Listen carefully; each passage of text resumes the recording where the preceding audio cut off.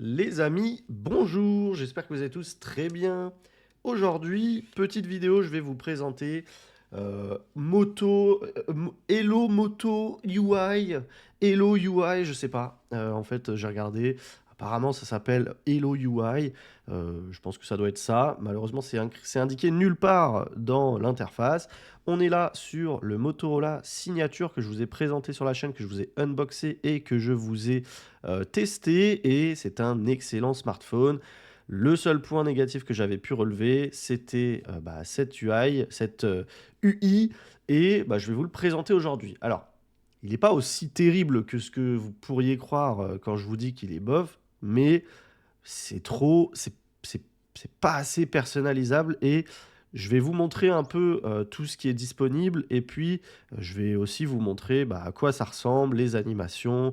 L'IA, je vais vous la montrer très rapidement, je la trouve pas intéressante, je la trouve assez ridicule même.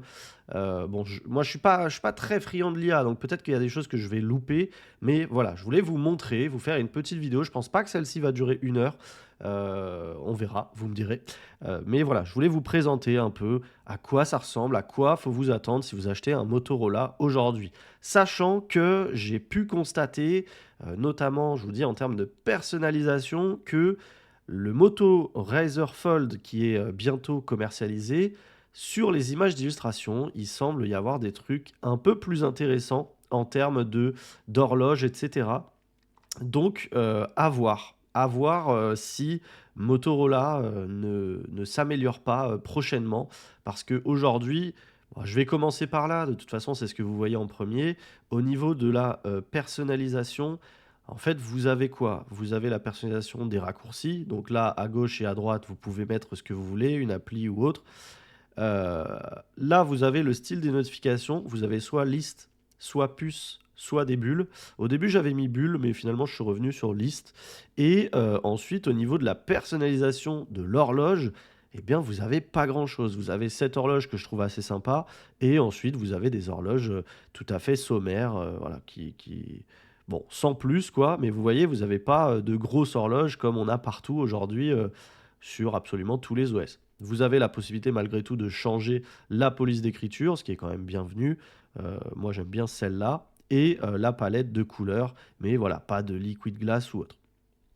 C'est tout. Et vous pouvez mettre des petites complications ici. Bon, il n'y a pas grand-chose. Voilà, il y a juste ça au niveau de la météo, de la batterie et des alarmes. Voilà. Bon, j'en ai pas mis personnellement parce que la météo, du coup, elle s'affiche déjà ici. Ça sert pas à grand-chose. Après, j'aime bien, moi, toujours celui-là. Qui affiche la température minimum max de la journée. Mais voilà, j'en ai pas mis. Mais vous pouvez le faire. Et ensuite, vous pouvez personnaliser. Alors ici, on ne peut pas. Vous pouvez personnaliser le fond d'écran, et au niveau des fonds d'écran, honnêtement, le choix, il est intéressant. Mais malheureusement, la partie dynamique, elle est vraiment nulle. Ça, c'est vraiment regrettable parce qu'il y a il y a des fonds d'écran qui sont sympas. Par exemple, celui que j'ai choisi. Voilà, quand on le voit comme ça, franchement, il est assez sympa. Sauf qu'en réalité, voyez votre fond d'écran prendre vie et réagir à chacun de vos gestes. En fait, en réalité, il réagit, il a une animation de 3 secondes et ensuite il s'arrête. Et dès que vous le touchez, hop, il recommence l'animation de 3 secondes. Et en fait, si vous faites ça, vous voyez, vous pouvez play pause l'animation.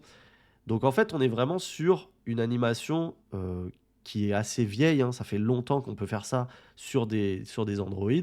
Donc c'est là où je trouve que c'est un peu dommage. Parce que vous le savez, j'aime beaucoup les fonds d'écran de base. Il y en a des sympas, mais en termes d'animation, je trouve ça un peu bof, hein, honnêtement, je vais pas vous mentir. Donc voilà. Ensuite, au niveau de l'écran d'accueil, moi ça va, j'ai pas trop de soucis parce que ça reste personnalisable comme je le veux. Voilà, moi j'attends pas grand chose aujourd'hui, enfin j'attends pas énormément de choses d'un écran d'accueil. Celui-là me convient. La seule chose que j'aurais bien aimé avoir, alors on a la possibilité de faire des grands dossiers comme vous le voyez. On a la possibilité d'ouvrir les applications depuis ces grands dossiers. Donc c'est bien, mais on n'a pas la possibilité, comme sur un Xiaomi par exemple, d'avoir des gros dossiers avec 3 grosses icônes et des petites ensuite. Ça, j'aurais bien aimé l'avoir, mais bon, c'est pas dramatique. Honnêtement, l'écran d'accueil, c'est vraiment OK. On a la possibilité de cacher les labels. Ça, j'avais peur parce que j'ai testé sur la chaîne le Red Magic qui est aussi un peu sous du stock Android et malheureusement, il n'y avait pas moyen de cacher les labels. Je vais regarder avec vous toutes les options ici. Alors là, ils ont ce que vous appelez, enfin, ce qu'ils appellent des thèmes, mais en fait, c'est pas vraiment des thèmes. Pourquoi? Parce que bah, les icônes ne sont pas personnalisables. En fait, ce que vous pouvez faire au niveau des icônes, c'est modifier la forme et c'est tout. Vous pouvez juste modifier la forme, vous ne pouvez pas modifier les icônes, vous ne pouvez pas installer des icon packs et mettre d'autres icônes. Alors moi, ça ne me dérange pas plus que ça, parce que même quand je télécharge des icon packs, je finis par revenir à chaque fois sur bah, l'icon pack de base, sur un peu tous mes téléphones. Hein, voilà, sur le Xiaomi, finalement, je suis revenu sur l'icon pack de base. Bref, c'est pas quelque chose qui me dérange fondamentalement. Les icônes sont pas moches, voilà, les réglages, l'appareil photo, c'est pas moche. Et j'apprécie qu'on puisse changer la forme des icônes. Ensuite, vous avez donc là les thèmes, moi je vous dis c'est juste la personnalisation en fait de la police d'écriture et des couleurs. Vous savez, ici vous pouvez choisir, alors si je fais, alors ici c'est appliqué, j'espère que ça va pas. Hop, voilà, les couleurs ici, vous pouvez choisir différentes couleurs pour vos boutons, etc. Bref, du Google classique. Et l'écran de verrouillage, je vous ai montré tout à l'heure. Donc voilà, en termes de personnalisation, bah, c'est à peu près tout. L'écran d'accueil, vous pouvez avoir soit le style gris, soit le style mode ouvert comme bah, avec toutes les applications sur l'écran d'accueil. La taille des icônes, vous pouvez la changer. Donc, vous pouvez mettre très grand ou très petit. Ça c'est très appréciable parce que vous le savez, moi j'aime bien les grandes icônes. Les badges d'icônes d'application, soit vous avez des numéros, soit des points. Donc ça, c'est les notifications. Ensuite, les libellés de l'appli, soit vous affichez, ne pas afficher une ligne ou deux lignes. Accès par balayage pour le flux Google, le flux de news Google, bien évidemment. Voilà. Et puis après, c'est à peu près tout. C'est un Android classique. Vous pouvez rajouter des widgets, etc., etc. Au niveau des animations, franchement, ça va, c'est pas trop mal. Moi, ça me dérange pas plus que ça. Je trouve pas ça. Alors, c'est pas ultra fluide, mais ça lag pas en tout cas. C'est pas dégueulasse. Et bah, en fait, c'est à peu près tout à ce niveau-là. Ensuite, on va avoir le. Je reçois plein de spam en ce moment. Je sais pas, vous les amis, moi je suis sur Outlook et Outlook ne filtre absolument plus les spams. Je reçois tous les spams dans ma boîte de réception. Ça commence à me saouler. Bref, à ce niveau-là, c'est par défaut comme ça. C'est assez classique. Vous avez la possibilité d'avoir vos petits raccourcis ici. Vous pouvez personnaliser, bien entendu, retirer, etc. Changer de place. Vous avez votre lecteur de musique. Vous avez euh, bah, ça, merde, la luminosité. Et puis, c'est à peu près tout. Ensuite, vous avez vos notifications. Vous avez la possibilité de séparer, mais je sais même plus où c'est. Ça doit être dans personnaliser aussi, peut-être. Euh, je sais plus où c'est. Vous avez la possibilité en fait de d'avoir comme bon, je prends le Xiaomi en exemple, comme sur un Xiaomi, voilà, vos notifications à droite. Putain, une fois que vos notifications à droite et votre zone de contrôle vos notifications à gauche et votre zone de contrôle à droite. Malheureusement, je sais plus où c'est. Je sais plus du tout où c'est. Pour être honnête, je crois que c'est là. Non, c'est pas là. C'est là. Non, c'est pas là. Je sais plus où c'est. Et pour être honnête, c'est dégueulasse. Ça, par contre, je pense que c'est pour ça qu'ils l'ont pas mis par défaut. C'est vraiment dégueulasse. Il n'y a pas d'animation en fait quand vous passez entre les deux trucs. Je vais regarder si ici, en fait, ici on arrive juste sur les paramètres. Euh, Accès rapide peut-être? Non, rapide. Lancement rapide. Point d'accès. Style. Ah, voilà, c'est ça. Style moderne. Et là, vous pouvez personnaliser. Alors, soit pour avoir comme ça, mais regardez, déjà, regardez, s'il vous plaît. Il n'y a pas d'animation. Voilà. Et là, hop, vous avez l'animation la plus classique du monde. Bref, je ne suis pas du tout convaincu. J'aime pas trop. Mais voilà, vous avez la possibilité d'avoir cette interface si vous y êtes habitué et que vous préférez. Moi, je la trouve. Je sais pas. C'est trop plat pour moi. Je suis habitué maintenant à avoir bah, tout ce qu'on a chez les Chinois, tous les Chinois qui pompent Apple, et j'aime bien. Donc revenir sur un truc comme ça, avec pas trop d'animation, ça me dérange. Voilà, je sais pas, ça me dérange un peu. Bref, c'est à peu près tout. Bon, ici, vous pouvez personnaliser. Pourquoi putain, la notification s'est affichée en bas. Vous pouvez modifier, bien évidemment, les paramètres rapides comme tout à l'heure. Vous pouvez masquer le lecteur multimédia et vous pouvez afficher les libellés de chaque paramètre rapide si vous le souhaitez. Voilà. Euh, voilà. Ensuite, vous avez, au niveau personnalisation, c'est à peu près tout. Honnêtement, je vais juste vous montrer ici les dernières personnalisations que vous avez. Bon, taille, affichage et texte. La disposition, ici, vous avez un choix vraiment conséquent, hein. Vous pouvez même faire du 2x2 ou du 5x7 si vous voulez des milliards d'applis sur votre écran d'accueil. Vous avez l'animation de l'empreinte. Malheureusement, il n'y en a que 3. Alors moi, j'ai mis Boomerang, j'aime bien. Vous avez onde radiale par défaut et cadran chromatique.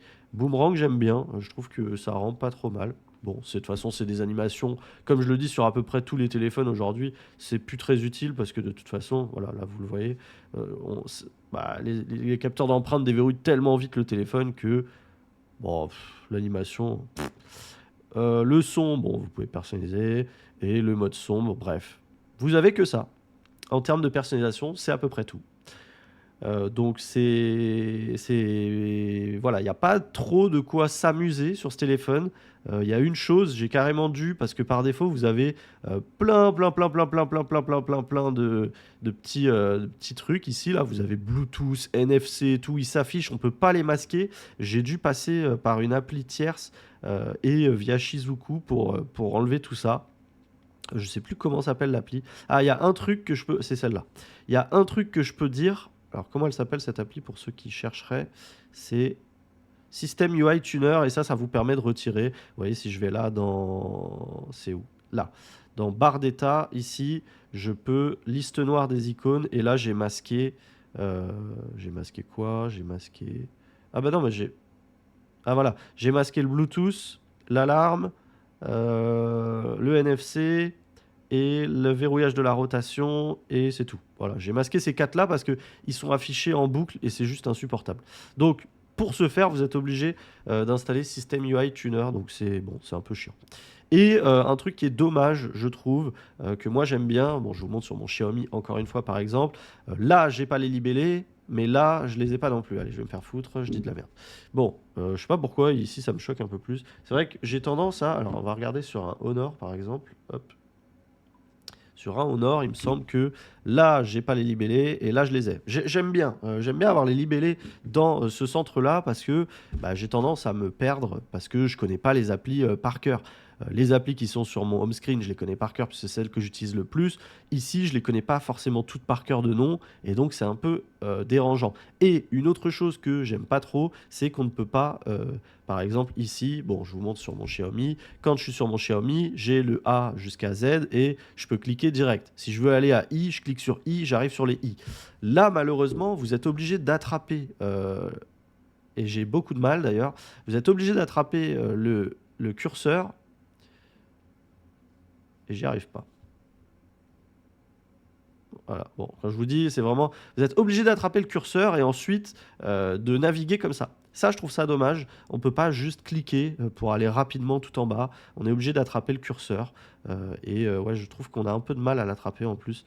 Donc, ça, c'est un point faible que je peux noter sur ce Hello UI. Et ensuite, vous avez la recherche globale ici qui fonctionne bien et qui fonctionne avec l'IA de Motorola. Alors moi, j'utilise pas trop la recherche globale, donc je sais pas dans quelle mesure elle fonctionne. Je sais pas ce qu'elle recherche, etc. J'avoue que moi, je n'utilise pas du tout les recherches globales. Euh, donc, je ne sais pas trop quoi vous dire. Si je tape Vic... Non, Vic... Bon voilà, je tombe sur mes contacts, etc. Bref, je sais pas trop ce qu'on peut faire avec une recherche globale hyper poussée. Je sais que normalement vous pouvez chercher des fichiers, etc. Je sais pas là si c'est possible, mais voilà. Bon, moi c'est ça, j'avoue que je le recherche, enfin je l'utilise juste pour rechercher des applis. Et alors il y a un défaut que je dois noter, c'est que malheureusement, par exemple, je veux ouvrir YouTube. Je fais ça. Alors si je fais envoyer, j'arrive sur l'IA de Ah bah vous voyez, ça je savais même pas. Je ne peux pas lancer d'application directement. Ça c'est ce que je vous dis, et cette IA elle est ridicule parce que si je fais un Gemini, lance, attends, lance YouTube, voilà, il va me lancer YouTube sans souci. Donc voilà. Ah bah non, il me lance pas YouTube. Bon, je pensais qu'il lançait YouTube. C'est pour ça que franchement, même Gemini, bon, vous pouvez toujours choisir l'assistant Google à la place. Bon, j'utilise pas, encore une fois, tous ces trucs, donc je ne sais pas, mais voilà, c'est assez étonnant que l'IA lance YouTube.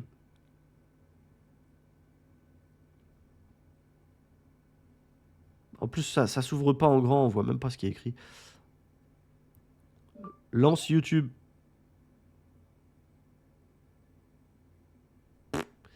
Lance YouTube.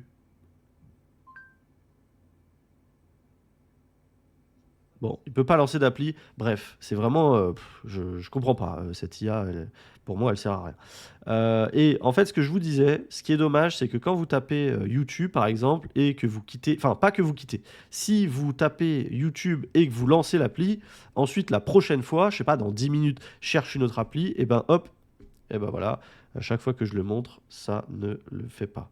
D'habitude, ça me laisse écrit YouTube. Bon, bah, c'est très bien. Si ça a été corrigé, je ne sais pas comment, parce que j'ai pas eu de mise à jour. Mais bref. Euh, ah non, je sais pourquoi. Non, non, c'était pas dans ce cas-là. En fait, c'est que c'était quand je rajoutais mes applis sur l'écran d'accueil. Si je tapais YouTube, que je le prenais et que je l'ajoutais sur mon écran d'accueil, et ensuite, du coup, je voulais refaire la même avec une autre appli, bah, ça me laissait ce que j'avais écrit juste avant, donc j'étais obligé de supprimer à chaque fois.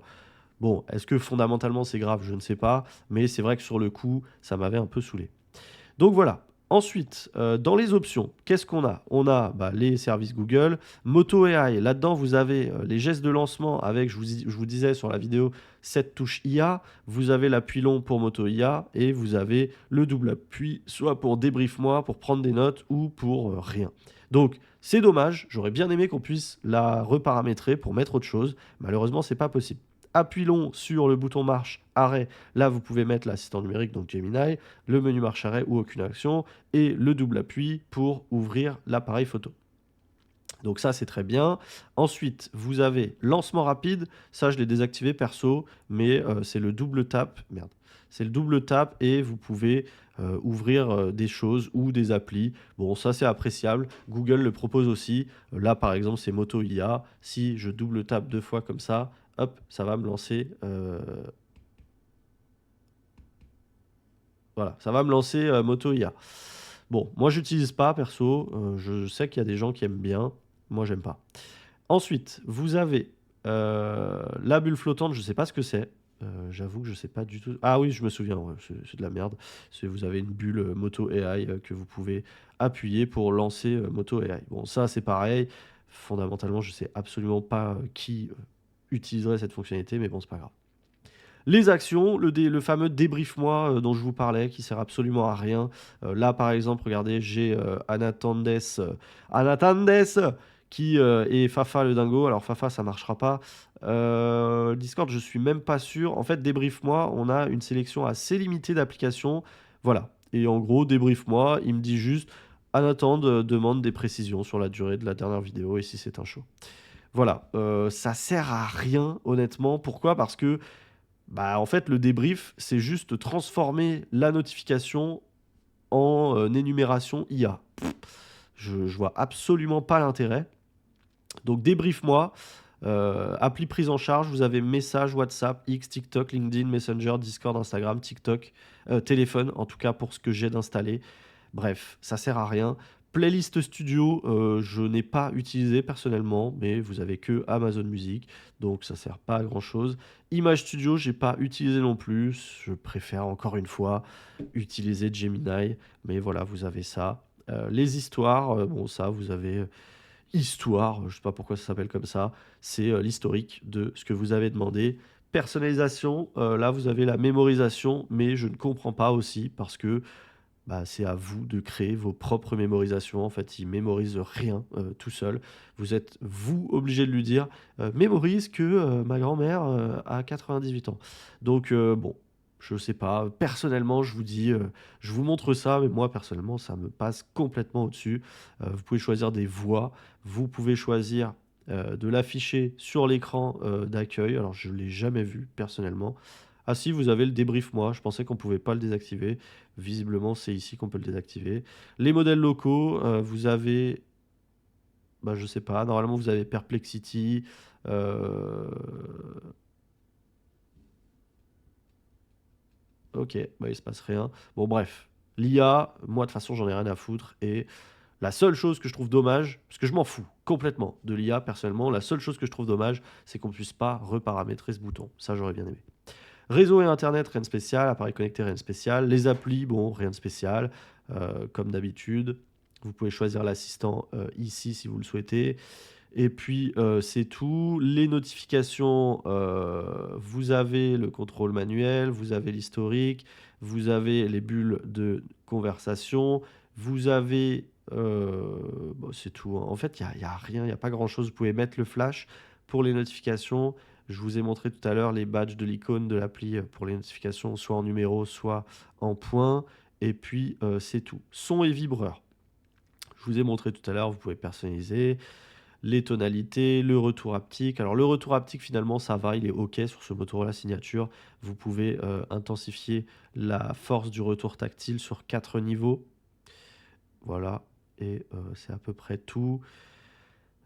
Toujours afficher l'icône en mode vibreur. Bon ça vous pouvez le désactiver si vous le souhaitez. Dolby Atmos, vous avez sur le son l'IA Crystal Talk qui fonctionne assez bien en- au téléphone. Et puis voilà. Commande multimédia, ça je les ai pas utilisées. C'est quand le téléphone est verrouillé, vous pouvez appuyer longuement sur plus ou moins pour passer la musique au lieu de juste réduire, augmenter le volume. Voilà, sous-titres instantanés, comme sur absolument tous les téléphones sous Android 16 aujourd'hui. Au niveau de l'affichage, luminosité adaptative, le thème foncé, bon, c'est le thème sombre. Le taux de rafraîchissement, vous pouvez choisir soit intelligent, soit ultra fluide, soit 60 Hz. Et vous avez ensuite la rotation auto, l'éclairage nocturne, etc. Bref, rien de spécial. Vous avez cependant des petits gestes. Ici, vous avez la capture d'écran à 3 doigts quand vous faites ça, pardon, je confonds avec Xiaomi. Et vous avez un truc qui est sympa, c'est diviser l'écran quand vous faites ça. Alors sur les paramètres, ça ne fonctionne pas. Vous faites ça et vous pouvez diviser l'écran et vous afficher le fameux split screen. Ça c'est sympa, c'est bien qu'ils aient ajouté une option. Ensuite, écran d'accueil et verrouillage, bah, malheureusement, on a fait un peu le tour tout à l'heure. Je vous ai montré. Le centre de contrôle, je vous ai montré tout à l'heure. L'écran de verrouillage, je vous ai montré tout à l'heure. Vous pouvez activer l'écran en cas de notification. Ça, c'est bien. Je sais qu'il y a des gens qui le demandent. Samsung, il affiche que l'Always On Display quand une réponse arrive. C'est le mieux qu'on puisse faire. Et c'est reproché par quelques personnes. Et puis, voilà, au niveau de la personnalisation, un truc qui est sympa, ce sont les gestes, les amis. Bon, il y en a pas des masses, mais il y en a un qui est sympa. Alors, vous avez la navigation par geste, vous avez cette barre latérale, merde, cette barre latérale qui vous permet de lancer des applis ou bien de faire du split screen ou plein écran.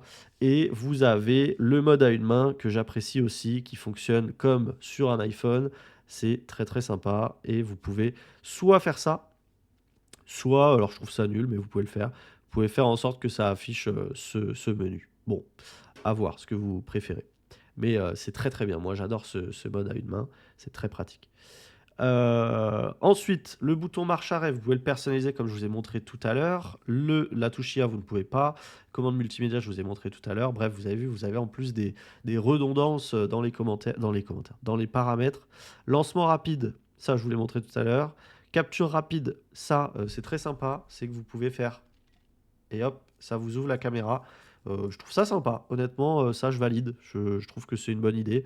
Et une autre bonne idée, c'est la lampe express. Quand vous secouez le téléphone, hop, vous avez la lampe qui s'allume.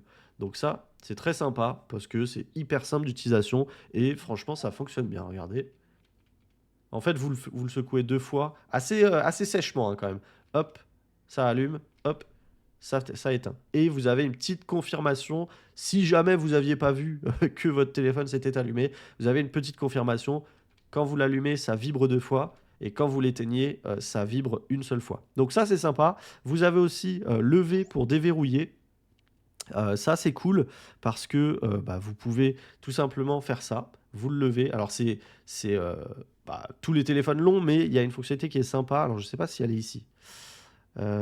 Déverrouiller. Ah non, mais en fait, c'est pas juste, c'est lever pour déverrouiller. C'est-à-dire que ça ne fonctionne que en mettant votre visage et une fois que vous levez votre téléphone, il fait direct le check et vous voyez, il déverrouille assez rapidement le téléphone. Ça, je trouve ça sympa, même si je suis pas hyper friand de la reconnaissance faciale sur les téléphones qui ne fonctionnent qu'avec une caméra.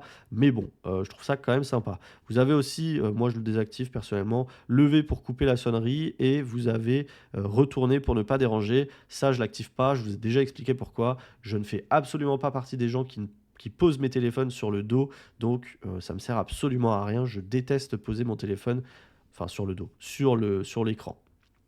Donc voilà, les amis, en vrai, c'est à peu près tout. Après, vous avez le stockage, la copie, la batterie. Malheureusement, c'est assez pourri.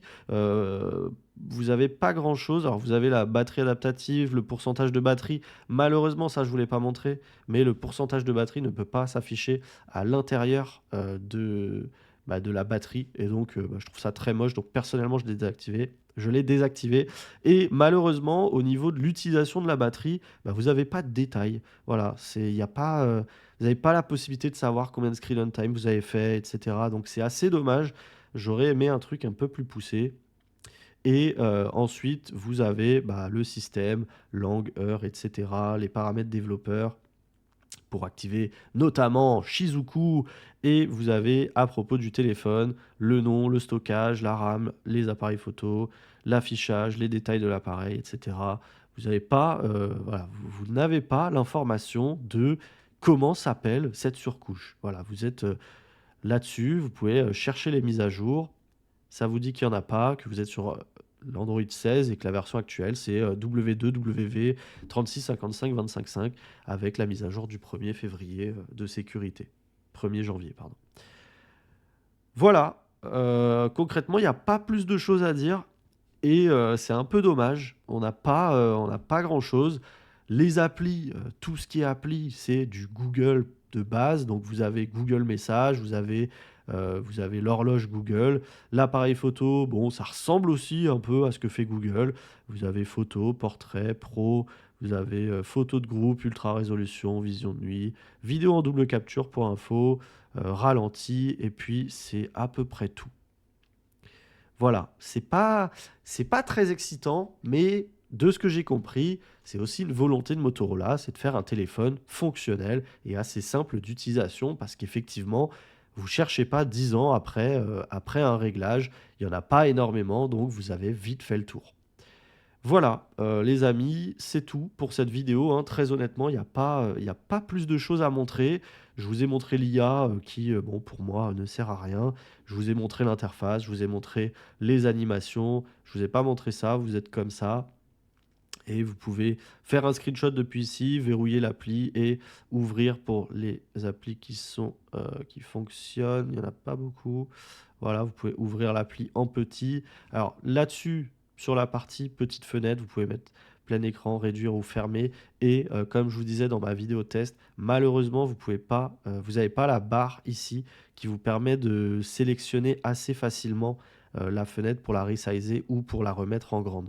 Donc ça, c'est un peu dommage. Et quand vous voulez la mettre en petit, vous faites ça et vous la mettez en bas à gauche. Vous avez malheureusement pas la possibilité de la mettre en split screen via un raccourci qui serait là. Pour ce faire, vous êtes obligé de fermer comme ça, de rester, non, c'est pas rester appuyé, c'est en haut, d'aller en haut et de faire écran partagé. Et là, vous pouvez ouvrir une deuxième appli. Donc voilà, c'est assez simple, ça fonctionne bien. Je vous laisse aller regarder la vidéo si vous êtes intéressé par ce Motorola Signature parce qu'il est très très bien. Honnêtement, j'aime beaucoup ce téléphone, que ce soit sur la partie design, la finesse, la légèreté en main ou la partie photo qui est assez exceptionnelle à ce prix-là. Donc voilà, les amis, c'est tout pour moi. Merci d'avoir regardé cette vidéo. Je vous souhaite plein de belles choses. Si vous avez la moindre question, n'hésitez pas à me dire tout ça dans les commentaires. N'hésitez pas à venir sur le Discord. Je vous attends là-bas. Et voilà, je suis disponible. N'oubliez pas de liker, de commenter, de partager, de booster. Et la petite phrase magique pour me dire que vous avez regardé cette vidéo. Alors, on va réutiliser celle d'avant. On va dire le dodo est sur sa moto. Voilà, comme ça, je saurai que vous avez regardé la vidéo jusqu'au bout. Et vous le savez, ça me fait toujours hyper plaisir. C'est tout pour moi. Allez, ciao, ciao!